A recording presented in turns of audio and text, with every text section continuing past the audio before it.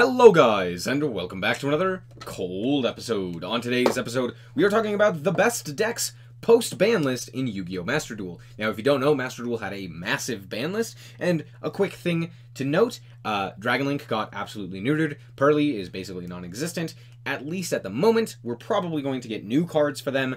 I say non-existent, they're still very good. What else was it? Oh, Stun. Stun was, like, destroyed. I'm very much over-exaggerating this, but we're going to go quickly through the decks and through just the quick tier list. Now, notably, I think that the format right now, and even before the ban list, was incredibly balanced. I think in a best of one, it's very difficult to get far and away best decks. Even when Tearlament was at full power, it was still good, but it had a lot of, like, easy outs. Exo Sister could just basically activate Dimension Shifter and immediately win the game. Sprite had combos that could basically end on a card that just immediately turns off the Tearlament engine, or could play through the several interactions that they set up on the first turn in order to basically play through that as well. So, you know, there was never really, like, a clear and away best deck. And right now, I still feel like that's most likely the case. I feel like most of it is just play whatever you want. Right? If it's like a good build, you're probably going to do well. And this is even more prevalent in something like the TCG right now, where Joshua Schmidt basically came up with a deck from nowhere and just won a YCS with it. Now, do I think that deck is incredible? Not necessarily. I don't think it's, like, far and away the best deck. I don't think it was just, like, this automatic, insanely good meta read or anything like that. I think it was just cards he was comfortable with that no one was really expecting that ended up pushing in to win the event. I don't think that it was so far above all of the other decks or anything like that. It's just that kind of meta. And I feel like that's very similar in Master Duel right now. So we're going to quickly go through the list. Starting off with Orcust. Orcust isn't good. The reason this is on here is because this is a TCG ban list, and Orcust just got to 1. And yeah, honestly, Orcust isn't really doing all that much. It's interesting though. It's cool. I like it. It's fun. Moving on. Super Heavy Samurai has basically been confirmed that we're getting the new support, and yeah, honestly, this is pretty easy. I think it's a tier 1 deck. It's probably going to be one of the better ones. Yes, Maxi does exist, which does hurt the strategy, but with the power level of the decks being just significantly weaker than when it was in the OCG, I feel like this is just going to be a clear favorite deck. I don't think it's going to be the best deck, and we'll get to what the best decks will be. But yeah, there's that. Branded Chimera is not a thing, sorry. Runic Generator, or more just generator stuff in general, I think is pretty decent. I don't think it's crazy by any stretch of the imagination, but, you know, Rogue, pretty good. Next up, Runic Naturia. This deck really just keeps receiving hit after hit. The Runic stuff in particular, I'm really sad for the limitations to more of the Runic stuff. When Fountain went to 1, I was really upset, and, like, why? It doesn't really make a whole lot of sense. Very clearly, a lot of the issues stemming from Runic was actually stemming from a lot of the stun cards, and Konami did actually hit a lot of those cards. Inspector Border went to 1, There Can Be Only One went to 1, Card of Demise was banned, lots of stuff like that, right? A lot of these stun-centric cards, but then they also hit Runic Destruction and put that to 1 as well, which I'm not really a big fan of. I feel like limiting Runic really means that a lot of these very interesting decks, like, again, Joshua Schmidt's YCS winning deck list, basically become unplayable, or just, like, are so significantly worse. And while Runic in a best of 1 is pretty annoying, I still feel like it's worth keeping around just because of all of the very interesting decks that it does provide. And it provides players with an opportunity to play a control strategy in Yu-Gi-Oh! Very rarely does that happen. Like, there are so few control decks in Yu-Gi-Oh! At least in modern Yu-Gi-Oh! So, very sad to see that go. But I still think it's good. Speaking of another deck that I think is pretty good, yeah, Sprite for higher Runic is still good. The thing is, utilizing the Runic spells are more so to utilize them as monsters. So getting something like the what's it called? Fountain hit, or, like, not resolving your Hugin to search the fountain isn't as big of a deal, because you're probably able to end on more or less a decent board even without a fountain. So not really that big of a deal, and I think it's fine. I still think it's pretty good. This is more Punk stuff. I think Punk is still pretty good as well. Not insane. Losing Chaos Ruler does hurt, but I still think that Punk is a very competent deck, and still has a lot going for it. Being able to play multiple hand traps and stuff like that. The biggest problem is that like it breaks quite consistently. But yeah, all in all, still pretty good. Sprite Life Twin is probably one of the better decks of the current format. It seems weird putting it in tier 1, but honestly, these are very close in terms of power level. But yeah, all in all, I still think that Sprite Live Twin is very strong. You can even play with the runic stuff, all of that jazz. Sprite's just still a good deck. I don't know what else to say. You could also put Sprite Tri-Brigade up here as well. In fact, I'm just going to put Sprite up here, and we'll move this down. Yeah, Sprite's just still a good deck. I think people are just playing it less because it's not as... they've already played it, basically. And it's not as, like, decisive as Tier Limits. It's not as, like, unique in its playstyle. It's kind of just like every other combo deck. So, there's that. Bystial. I guess we'll consider this, like, Dragon Link. Oh, we have Safer for Dragon Link. Yeah, I don't know. Bystial is...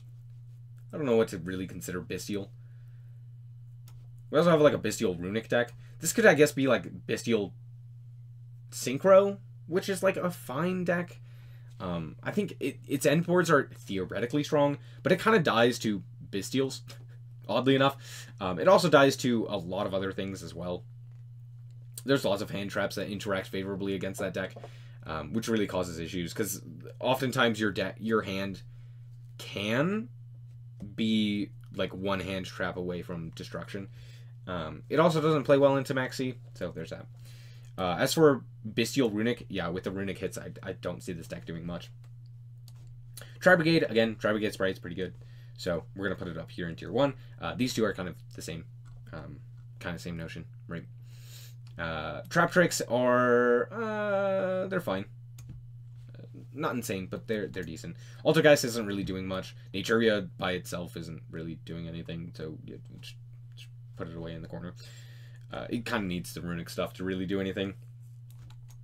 Oh, what are these called? Draco Slayers. Draco Slayers are a decent pendulum deck. I'm actually going to put them in Rogue. I think they're slightly better.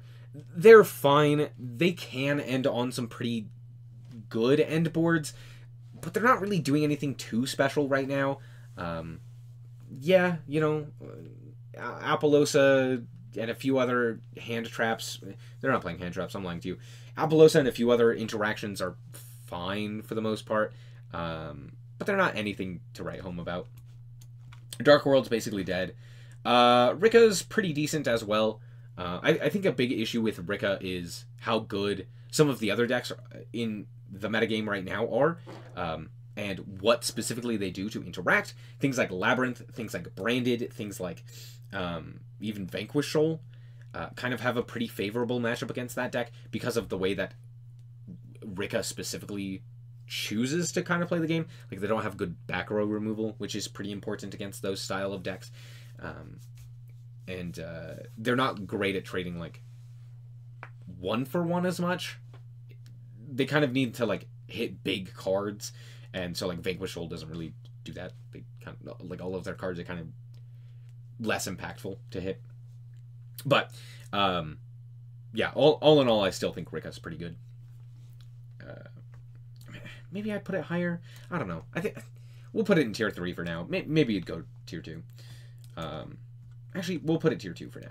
Marincess is pretty decent. I like it. I think it's a good option. It still has the ability to, like, end on a big guy. And with Pearly being reduced in quality and probably prevalence, I would imagine things like Marincess seeing better opportunities arise because of less people basically playing the out to a big unaffected monster, right? So there's that. It still bricks. It still dies to hand traps like Maxi and stuff. So, you know what? I'm actually going to put this in Rogue. It's still good, though. Drytron's still not great. Main reason, Bestials. Bestials are still very prevalent. So there's that. Sword Soul's fine. I think it's good. I don't think it's crazy by any stretch of the imagination. That's it. It can win games pretty handily off of the Protoss called Dark, but it's not really that big of a deal. So here's the thing. I would imagine seeing the limitations to Pearly, seeing what they specifically hit, I would be kind of surprised to not see E-Pearly Noir coming to the game at the same time as the super heavy stuff. Now, is that for certain? Not really. As of right now, the only thing I'm really certain of is the super heavy samurai stuff, because again, the ban list basically said, hey, super heavy samurai is getting its support because of the limitation to the other card that was an FTK enabler. So because of that, I'm not really too certain on this deck. If it does receive its support, I'd still probably put it in tier 1. I think E-Pearly just really is that powerful. And it basically means that with the limitation, you'd still be able to guarantee on a My Friend Pearly access to either Delicious or Sleepy Memory, which is basically all you need to get your combo started. So it still does quite a lot. But if it doesn't receive that support, it's probably like... It's definitely not below Rika. It's still good. It can still play a lot of hand traps and then just like OTK pretty efficiently. It plays well going first and going second. It doesn't play nearly as well into hand traps now, which is notable. But other than that, I still think it's a good deck. Just kind of would rely more on like getting lucky, right? So, you know, a little bit more high roll, but it's still a good deck. Noir is still very, very makeable, and what have you. So there's that. Exosister is fine. I think it's kind of a mid-meta for Exosister. So yeah, that's kind of it. Eldritch really isn't doing much. I don't really have anything else to say. Blackwings are pretty bad. Labyrinth is probably one of the better decks, if not the best deck of the format. I have a different idea for the best deck, and that's Branded. I think Branded's probably the best deck. But Labyrinth is, I would say, the close second. Labyrinth didn't receive a hit on the most recent ban list, whereas technically I think Branded did with the... no, Branded didn't really either, did it? Yeah. So those two were kind of untouched. Not really that big of a deal. They were already up there in the best decks. I think Dragon Link was probably a little bit better, as well as Pearly. I think those two decks were probably a little bit better. Maybe Branded was better than Dragon Link, but hard to say. So yeah, I think these two are probably the best, followed by Super Heavy Samurai, and then followed by where is it? Cyber's Pile stuff. MathMech is basically untouched from its previous limitations, which basically means that MathMech is still very strong. So we're going to put that up there. I think MathMech is also very, very good and is likely to do very well. Also, Context.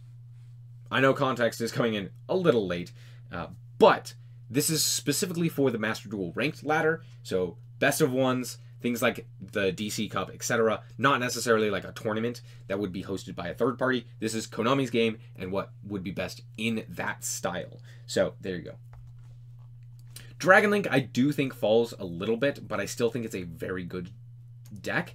I'm just going to put it in tier 2, like at the top of tier 2. I still think it's very, very strong. There are still lots of ways to play that deck. And yes, losing Chaos Ruler does hurt, but you still have Bystial Dispotter access. You still have access to all of the Bystials that you had previously. So it's not too big of a change. And yeah, that's kind of it. Like, yeah, it kind of hurts. You could probably play a different level 8 Synchro if you wanted to. But you know, it's not really that big of a deal. You could go into Link Monsters and stuff like that. You still have access to multiple Striker and Pisty and all of that jazz. Borland is still there. The hits definitely hurt, but I don't think it's that much worse. How bad is Sky Striker? It's pretty bad. I'm not gonna lie. Sky Striker is just too slow of a control deck right now. Could it have Engage back to 3? Yes. Should it? No, I don't like Engage. Ban Engage. Thank you. Hero is just bad. Same with Junk Synchron. Infernoble, here's the thing. If Infernoble receives its new support, it's pretty good. I'm not going to put it in tier 1. I really don't think it's going to be that good. I think it'll be okay. Actually, I don't even think it's going to be better than like Pearly. Here's the thing. If Pearly and Infernoble get its new support, like Pearly is so much better, and Infernoble is like not better than Sword Soul. I really do not believe that it is, especially in a format with Max C and with a whole bunch of people playing hand traps to out things like Labyrinth and this guy. So, you know, it just really doesn't feel like it would be a good meta for something like Infernoble, even with the new support. So I'm going to put it here. Salamangreat. Salamangreat can play like the Cyberspile style. So because of that, I'm going to put it a little bit higher. But Salamangreat is far weaker than just Cyber stuff. So there you go. Virtual World is fun. It's not very good, but it is very fun. That's it. Flu is still good. Having the ability to basically ignore one of the most meta-defining cards in Yu-Gi-Oh's history by just existing is pretty good. So, there you go. And, you know, Maxi is a card. Next up, we have Mana.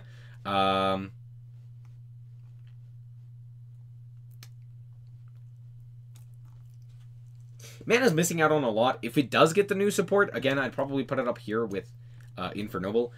Mostly because of the hate that will be targeted towards things like Super Heavy Samurai and even Branded. They're just like silver bullets to these two decks, way more than even these two. So because of that, I would imagine these two aren't really going to do well, even if they do receive their full support. But the thing is, Manadimian hasn't seen its new support, hasn't seen access to or any like notification coming in being like, hey, here's what's coming. It's the new Manadimian cards. So I'd honestly be surprised if they did actually get their new support. And so until then, they're pretty bad. Tearlament did lose a very important card, and because of that, I do think that they have become worse. Losing Chaos Ruler does hurt. However, I don't think it hurts that much. There's still the ability to play more of a Kashtira tier version instead of focusing on the Chaos Ruler. There are still other variants of the deck. Like, for example, you can play Branded tier. You can still play Chaos with, like, Grass and stuff like that. Though it's not as helpful because you're not... you don't have the Chaos Ruler. But there's that. Dinosaur is pretty good. Probably better than, like, Salad, but not by much. The biggest issue is being able to, like, Maxi and shut them down, or to be able to, like, Ash Blossom them, or... There's a lot of, like, hand traps that really, really slow them down and give you just, like, too much to kind of push through their board. And their board's not insane by any stretch of the imagination, unless you have struggles with, like, getting your cards flipped face down. Which I think, like, a few decks could have issues with, right? But, like, Labyrinth doesn't care, Branded doesn't care. Mathmech kind of cares. You know, like, some of the rest of the... You know, like, some of the rest of them kind of care. But can kind of put out, like, another thing that you have to answer and have to flip a card face down before, like, doing their full combo. So it's one of those things where it's like, I don't know, Dino's decent. Vanquish Soul is pretty good. I think it did really well in the Duelist Cup, again, because I think most of it, as you could tell by this chart as of right now, I really do think that the format is, like, pretty balanced. I think you basically play anything, right? And while I do think that there are, like, good decks, you know, there's a tier 1, there's a tier 2, there's a tier 3. I think the difference is, like, while Vanquish Soul is very strong, I don't think it's that much stronger than other decks. I think it's just kind of a comfort pick for a lot of people. It's new, it's fun, it's exciting. It's something that actually isn't just boring to play over and over and over again. So while it did do very well in the Duelist Cup, I wouldn't necessarily say that it's, like, the best deck. Even though, like, again, by the metrics of the Duelist Cup it is. And it didn't get hit or anything. Well, it did. Fenrir got limited. And Tikaboo got limited. Though I don't know how much those matter for Vanquish Roll. It does. Actually, Fenrir getting limited is pretty important for specifically Vanquish Soul. Almost more so than Kashtira. By the way, Kashtira is not on here. Where would I put Kashtira? Probably... I don't know. Like here? Probably a little bit higher. I don't know. Yeah, Kashtira is fine. I think the limitation to Fenrir does hurt, but it's not that big of a deal. Losing more consistency is the biggest issue with that, but it already was pretty inconsistent anyway. Losing desires also hurts. That's kind of it. Like, it still does the Kashtira stuff, you know? But now you can't, like, send a Fenrir to the graveyard, or, like, have a Fenrir banished or something like that, and then get another Fenrir. You kind of have to rely on that one Fenrir, which I think is a little bit more important. But yeah, all in all, that's it, more or less. And this is, again, sorry, this guy's kind of in a weird spot. This is, again, if we are assuming this is with, like, new support, right? If we're not talking about the new support, obviously things like this don't exist. This is, like, significantly lower. This is pretty low. And there's that. Also, Rescue Ace, real quick, gotta talk about this. It's rogue. If it does receive new support, like, for example, if it gets emergency or anything like that, it jumps up quite a bit, depending on whether or not we get the Diabell Star stuff, or if we get the just Rescue Ace stuff. So, if we get the Diabell Star stuff, it's probably best deck, right? If we get the new Rescue Ace and Diabell Star stuff in this next pack, which is highly unlikely, it's probably the best deck. Gonna temper your expectations. It's not gonna happen. If we just get the Rescue Ace stuff, it's probably around, like, here. It's still a good deck, but the Diabell Star stuff really does help it, because it basically allows you to get Hydrant without using your normal, which means you can use your normal on things like Impulse, or on the Spell Trap Searcher, I forget its name, consistently. And so because of that, you have the ability to actually do a lot more with your hand.